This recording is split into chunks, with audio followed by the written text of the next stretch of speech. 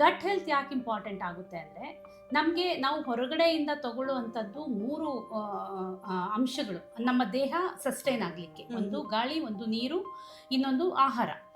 ಗಾಳಿ ಹೆಚ್ಚು ಕಮ್ಮಿ ಆದಾಗ, ತುಂಬ ಕೆಟ್ಟ ಗಾಳಿಯನ್ನು ಸೇವನೆ ಮಾಡಿದಾಗ ನಮ್ಮ ಲಂಗ್ಸ್ಗೆ ಭಾಳ ಎಫೆಕ್ಟ್ ಆಗುತ್ತೆ ಅನ್ನೋದು ಎಲ್ರಿಗೂ ಗೊತ್ತಿರೋದು, ಕಾಮನ್ ಆಗಿ ಎಲ್ರಿಗೂ ಗೊತ್ತಿರೋದು. ಅದಾದ ನಂತರ ಇನ್ನೆರಡು ಹೋಗೋದು ನಮ್ಮ ಹೊಟ್ಟೆಗೆನೆ, ನೀರು ಮತ್ತು ನಮ್ಮ ಆಹಾರ ಎರಡು ಹೋಗೋದು ಅಲ್ಲಿಗೆ.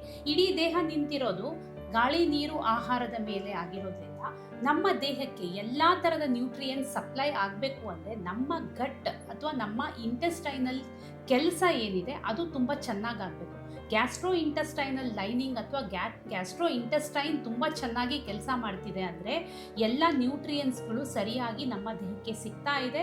ಆ ಮೂಲಕ ನಮ್ಮ ದೇಹದ ಪ್ರತಿಯೊಂದು ಸೆಲ್ಗಳು ಕಾರ್ಯನಿರ್ವಹಿಸೋದಕ್ಕೆ ಸರಿಯಾದ ರೀತಿಯಲ್ಲಿ ಅದಕ್ಕೆ ಬೇಕಾದ ನ್ಯೂಟ್ರಿಯೆಂಟ್ಸ್ಗಳು ಹೋಗ್ತಿದೆ ಅಂತ ಅರ್ಥ.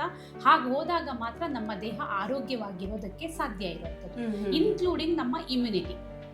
ಇವೆಲ್ಲ ಹೋದಾಗಷ್ಟೇ ನಮ್ಮ ಇಮ್ಯುನಿಟಿ ಚೆನ್ನಾಗಿರೋದಕ್ಕೆ ಸಾಧ್ಯ, ಹಾಗೆ ಹೋದಾಗಷ್ಟೇ ನಮ್ಮ ಆರೋಗ್ಯ ಚೆನ್ನಾಗಿರೋದಕ್ಕೆ ಸಾಧ್ಯ. ಹಾಗಾಗಿ ಗ್ಯಾಸ್ಟ್ರೋ ಇಂಟೆಸ್ಟೈನ್ ಅಥವಾ ನಮ್ಮ ಗಟ್ ಹೆಲ್ತ್ ಏನಿದೆ, ಇದು ನಮ್ಮ ಆರೋಗ್ಯದ ದೃಷ್ಟಿಯಿಂದ ನಮ್ಮ ದೇಹದಲ್ಲಿ ಬಹಳ ಮುಖ್ಯವಾದ ಒಂದು ಅಂಗ ಮತ್ತು ಅದರ ಕಾರ್ಯನಿರ್ವಹಣೆ ತುಂಬ ಚೆನ್ನಾಗಿರಬೇಕು ಅಂತ ಹೇಳ್ತೀನಿ.